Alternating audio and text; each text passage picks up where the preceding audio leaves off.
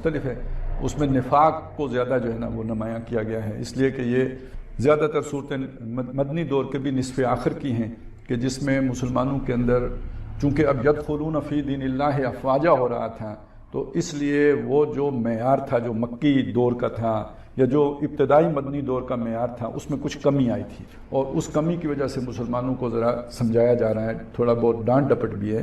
تو یہ وہ جو صورتیں یہ 10 مدنی صورتیں ہیں، لیکن یہ والی جو ہم اب پڑھنے جا رہے ہیں ان کا مضمون بالکل مختلف ہے۔ اسے آپ کہہ سکتے ہیں انذار آخرت، ان میں زیادہ جو غالب مضمون ہے، ویسے توحید کا مضمون بھی ہے جیسے سورہ ملک کے شروع میں ہے، اسی طرح جو ہے نا وہ رسالت کا مضمون بھی ہے جیسے اسی سلسلے میں سورہ نوح بھی ہے اور مختلف صورتوں میں آئے ہیں، لیکن جو غالب ہے سب سے زیادہ جو چھایا ہوا مضمون ہے وہ آخرت کا مضمون ہے۔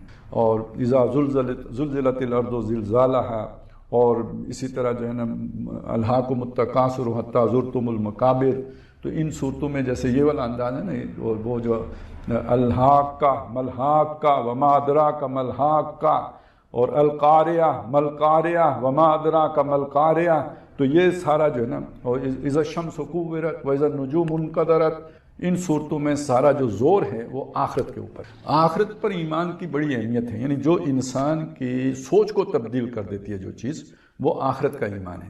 اللہ پر آپ کا ایمان ہے تو ساتھ اگر دنیا عزیز ہے تو اللہ سے دنیا مانگیں گے، ربنا آتنا فی الدنیا وما لہ فی الآخرۃ من خلاق، یعنی اللہ کو مانتے ہیں کہ سب کچھ وہی کرتا ہے، تو اللہ سے مانگیں گے کیا اگر دنیا محبوب ہے؟ دنیا مانگیں گے، اچھی نوکری دے دے، اچھا کاروبار دے دے، اچھا کوئی بزنس دے دے، یہی کچھ مانگیں گے۔ آخرت جب محبوب ہوتی ہے تو انسان دنیا کی قربانی دینے کے لیے تیار ہوتے ہیں۔ آج ہمارا سب سے بڑا مسئلہ یہ ہے کہ ہم اپنے دنیا کے مفادات، تعصبات، تعلقات، ان کی قربانی نہیں دے سکتے۔ وہ آخرت محبوب ہو تو تب آدمی قربانی دے۔ تو جو پہلا یوں سمجھے جو ہوتا ہے نا تربیت کا نقطہ، پہلا نقطہ جو اسلامی یا یہ سمجھے کہ جو نبی صلی اللہ علیہ وسلم کے دور میں اختیار کیا گیا، وہ یہ کہ ان کا آخرت کا ایمان جو ہے نا اسے خوب جاگزیں کر دیا جائے، ان کے دل میں ٹھکا دیا جائے، کھبا دیا جائے، یقین کی صورت دے دی جائے اسے۔ لیکن یہ جو سورہ ملک ہے جیسے میں پہلے عرض کر چکا ہوں، اس کے شروع میں توحید کا مضمون ہے، اللہ تعالیٰ کی عظمت کا بیان ہے، اللہ تعالیٰ کا ایک تعارف ہے، اور اسی کے بیچوں بیچ پھر آخرت کا مضمون بھی نکل آتا ہے۔ لیکن ابتداءً اللہ تعالیٰ کی جو توحید ہے اور توحید کی جو مختلف شانیں ہیں وہ بیان کی گئی ہیں، اور زندگی کا مقصد یعنی یہ دنیا کی زندگی کا مقصد بیان کیا گیا ہے۔ یہ جو پہلی 2 آیات ہیں اس میں یہ 2 باتیں آ گئی ہیں۔ تو سب سے پہلی آیت میں جو اللہ تعالیٰ کا تعارف ہے وہ کیا ہے؟ دیکھیے، تبارک الذی بیدہ الملک، بابرکت ہے وہ ذات جس کے ہاتھ میں بادشاہی ہے۔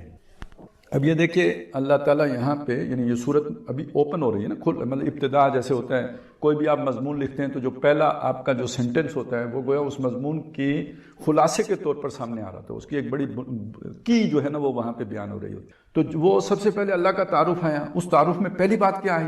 اللہ بادشاہ ہے۔ تو آپ سوچیں جب کسی بھی جگہ 2 بادشاہ ہو سکتے ہیں، کسی ملک میں 2 بادشاہ ہو سکتے ہیں، کسی ادارے کے 2 سربراہ ہو سکتے ہیں، 2 ہیڈ ماسٹر ہوں۔ اب یہی ہے نا، ایک مرد 4 شادیاں کر سکتا ہے لیکن بیوی 2 نہیں کر سکتی نا مرد، کیونکہ یہ آپ کبھی 2 باس جو ہے نا وہ نہیں رکھ سکتے، بھائی یک وقت 2 کو آپ جواب دے ہوں تو فساد پیدا ہو جائے گا۔ تو بادشاہ ہمیشہ کسی بھی علاقے میں ایک ہی ہوتا ہے۔ جب آپ نے اللہ کو بادشاہ مان لیا، اب جو دنیا میں بادشاہی کے دعوے دار ہیں ان کے ساتھ تو آپ کا جھگڑا ہو جائے گا۔ پھر یہی وجہ ہے کہ جب یہ چیزیں بالکل واضح تھیں تو جب اللہ کو ماننے کا مطلب تھا فرعون سے جھگڑنا، اللہ کو ماننے کا مطلب تھا نمرود سے جھگڑا کرنا۔ اگر تو معاملہ صرف یہ ہوتا کہ اسلام آپ کا ذاتی مسئلہ ہے، دین آپ کا ذاتی مسئلہ ہے، نماز روزے تک مسئلہ ہے، دیکھیں اس بات کو سمجھیں ذرا پلیز، غور کریں اس پہ۔ میں دست بستہ عرض کروں گا کہ ہمیں پتہ ہے کہ نبی صلی اللہ علیہ وسلم نے جو 40 سال کی زندگی بسر کی ہے اس میں بھی کبھی شرک نہیں کیا، کبھی کسی بت کو سجدہ نہیں کیا، کبھی کسی کو مشورہ نہیں دیا کہ جا کے کسی بت کو سجدہ کرو، کسی بت سے التجا نہیں کی ہے، مدد نہیں مانگی ہے، وہ یعنی جتنے کام مشرکین کرتے تھے ان میں سے کوئی کام نہیں کیا ہے۔ جھگڑا ہوا کیوں نہیں ہوا؟ کو ایگزسٹنگ، انہیں برا بھی نہیں کہا نا، آپ اپنے طریقے پہ چلتے رہو، میں اپنے طریقے، انہوں نے بھی نہیں کہا کہ آپ ہمارے طریقے پہ چلو۔ گویا جو آج دنیا میں جس قدر سیکولرزم ہے اتنا تو مکے میں بھی موجود تھا، حضور صلی اللہ علیہ وسلم کو آزادی تھی، آپ بتوں کی پوجا نہیں کرتے تو نہ کریں۔ جھگڑا کب کھڑا ہوا؟ جب آپ نے کہا لا الہ، کوئی الہ نہیں۔ اب الہ کا یہ والا مطلب تو نہیں ہوگا نا جو ہم کہہ رہے ہیں، وہ یہی بادشاہ والا مطلب۔ الہ کون ہوتا ہے؟ فرعون نے اپنے درباریوں سے کہا تھا کہ مالکم میں نہیں جانتا میرے سوا تمہارے لیے من الہ غیرہ، میرے علاوہ کوئی تمہارا الہ ہے۔ اب وہ یہ تو نہیں کہہ رہا تھا کہ تم صرف مجھ کو سجدہ کرتے ہو، یا میں نے تمہیں پیدا کیا ہے، یا یہ کہ میں تمہارا جو ہے نا وہ پالن ہار ہوں، یہ تو نہیں کہہ رہا تھا۔ وہ یہ کہہ رہا تھا میری اتھارٹی ہے، میرا حکم چلے گا، میں اپنے سوا تمہارا کوئی حاکم نہیں دیکھتا جس کی اطاعت کرو تم۔ اسی معنی میں قرآن نے کہا کہ بعض لوگوں نے اپنے نفس کو اپنا الہ بنا لیا ہے۔ اور آیت من اتخذ الہہ ہواہ، آپ نے اس شخص کو دیکھا جس نے اپنی خواہش نفس کو اپنا الہ بنایا ہوا ہے۔ اب یہ اس الہ کو آپ اگر معبود کے معنی میں لیں تو کوئی سجدہ کرتا ہے اپنی خواہش نفس کو؟ کوئی نہیں کرتا۔ کوئی نماز پڑھتا ہے اپنی اس کی، لیکن اطاعت کرتا ہے، حکم مانتا ہے، اس کے پیچھے چلتا ہے، اس کی خواہشات کو پورا کرتا ہے، الہ ہے۔ تو اب ایک بادشاہ اللہ ہے تو دوسرا بادشاہ یا الہ جو ہے نا وہ فرعون ہے، تو ان کا تو پھر آپ دو بادشاہ تو نہیں رکھ سکتے۔ اگر آپ نے اللہ کو بادشاہ مانا ہے تو فرعون کا انکار کریں گے، تب آپ نے اللہ کی بادشاہی کا حق ادا کیا ہے۔ اسی لیے کلمہ بھی تو اسی طرح لا الہ الا اللہ، تو بیدہ الملک تبارک الذی بیدہ الملک، بابرکت ہے وہ ذات جس کے ہاتھ میں بادشاہی ہے۔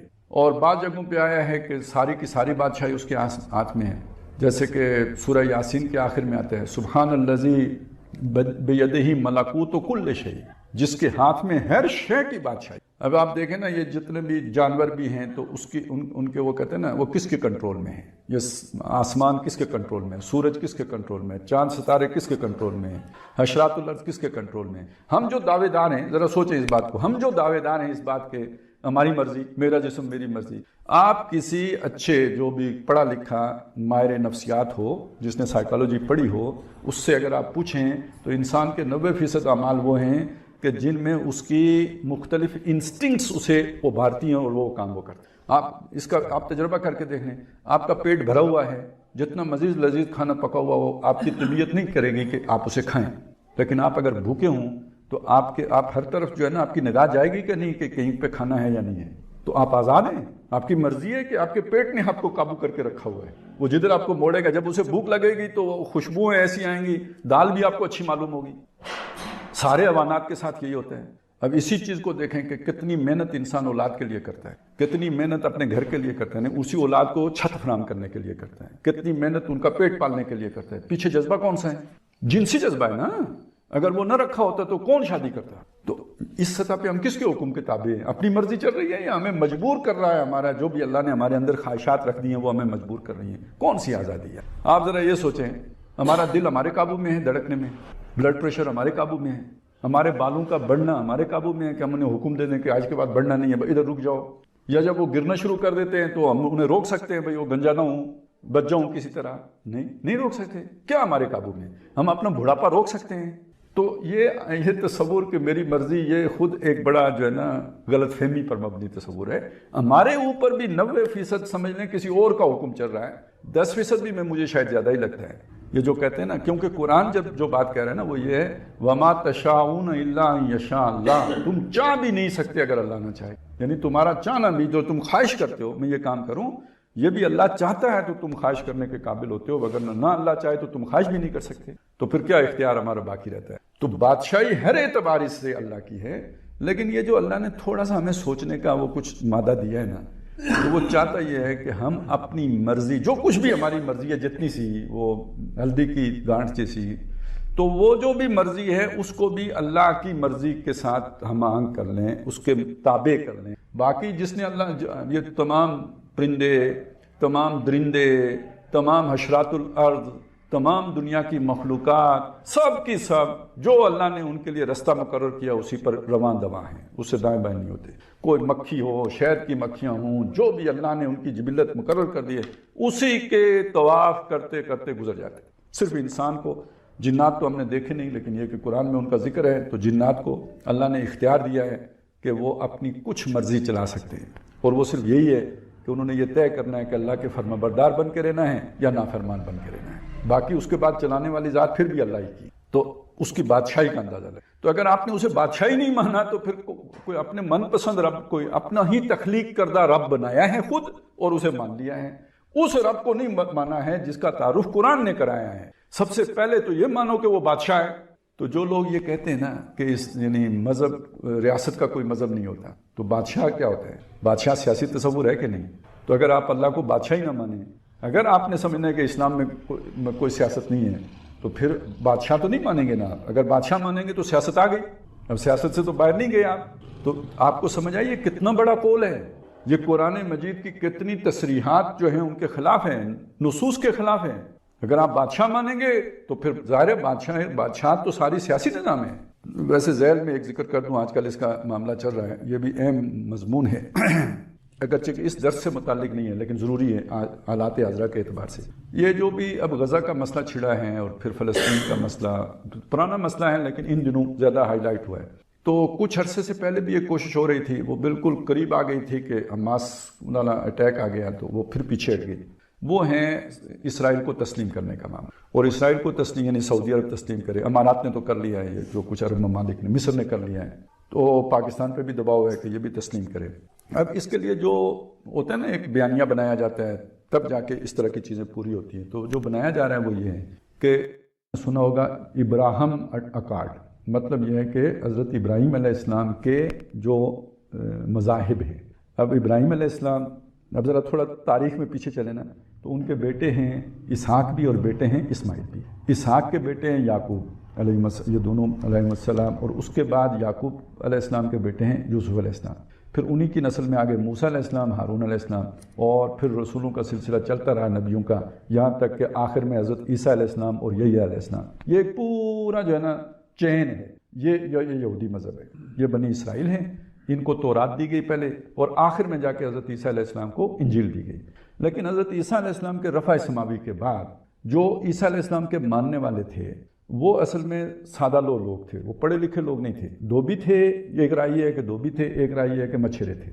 بعد میں ایک یہودی عالم شامل ہو گیا جسے سینٹ پال کہتے ہیں، بہت بڑا علامہ تھا. وہ عیسائی مطلب وہ عیسیٰ علیہ السلام کی پر ایمان لے آیا اور اس نے عیسائیت کی بنیاد رکھی. یعنی یہودیت کو اس نے ایک ٹرم دیا. حضرت عیسیٰ علیہ السلام عیسائیت کے لیے نہیں آئے تھے، وہ یہودیت کی تجدید کے لیے آئے تھے. یعنی بنی اسرائیل کو دین ابراہیمی پر لانے کے لیے آئے. موسیٰ علیہ السلام نے بنی اسرائیل کو کون سے دین کی طرف لے کے گئے؟ ابراہیم علیہ السلام کے دین کی طرف. تو عیسیٰ علیہ السلام کس طرف لینے کے لیے آئے تھے؟ دین ابراہیمی کی طرف لینے کے لیے آئے تھے. یہودیوں نے مانا نہیں مانا، اس کا مطلب وہ دین ابراہیمی پہ نہیں تھے تو نہیں مانا نا. تو اب جنہوں نے مانا انہوں نے بھی کھسکا لیا. سینٹ پال نے دین ابراہیمی سے عیسائیت کو کھسکا لیا. اور سورہ بقرہ اور سورہ آل عمران، یہ دو صورتیں، یہ جو نصارہ کو بھی یعنی عیسائیوں کو بھی اور یہودیوں کو بھی یہی چارج شیٹ کرتے ہیں کہ تم دین ابراہیم پر نہیں ہو. اب دین ابراہیم پر یہ محمد صلی اللہ علیہ وسلم. لہذا سورہ بقرہ کی یہ آیت جو ہے نا، وَكَذَلِكَ جَعَلْنَاكُمْ أُمَّةً وَسَطًا لِتَكُونُوا شُهَدَاءَ عَلَى النَّاسِ وَيَكُونَ الرَّسُولُ عَلَيْكُمْ شَهِيدًا. یہ بتاتی ہے کہ اب دین ابراہیمی پر محمد الرسول اللہ ہیں. اسی کے ساتھ ساتھ جوڑ لیں وہ آپ کو ویسے سمجھ نہیں آئے گی جب آپ پڑھیں گے. تو یہ جو پہلے پارے کا جہاں اختتام ہوتا ہے آخری رکوع ہے، وہاں جب ذکر آتا ہے کہ وہ ابراہیم جو تھے وہ جو ان کی ملت سے ہٹے وہ پاگل ہے، بیوقوف ہے. اور پھر آگے آتا ہے کہ یاد کرو جب یعقوب کو موت آئی، وَإِذْ حَضَرَ، بلکہ اس سے پہلے ہے کہ وَوَصَّىٰ بِهِ إِبْرَاهِيمُ بَنِيهِ وَيَعْقُوبُ.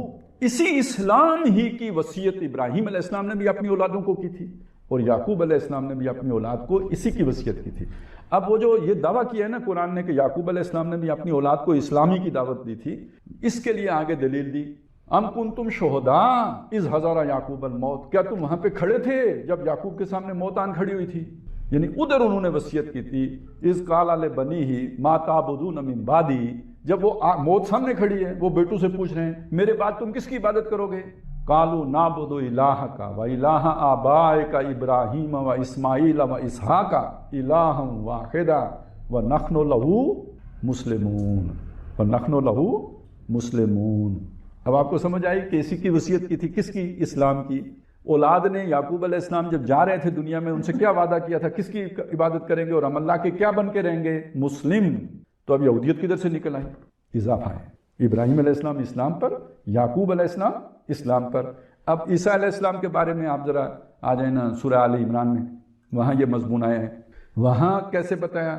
ان اول الناس بابراہیم، ابراہیم کے قریب ترین لوگوں میں صرف وہ ہیں الذین اتبعوہ، جنہوں نے ان کی پیروی کی. وہذا النبی صلی اللہ علیہ وسلم، یہ نبی ہیں. والذین آمنوا معہ، اور جن کے ساتھ ایمان لائے ہیں وہ ہیں ابراہیم کے قریب۔ یہ کون لوگ ہیں؟ یہ مسلمان ہیں نا۔ اور اس سے پہلے یہ بات ما کان ابراہیم یہودیا ولا نصرانیا ولکن کان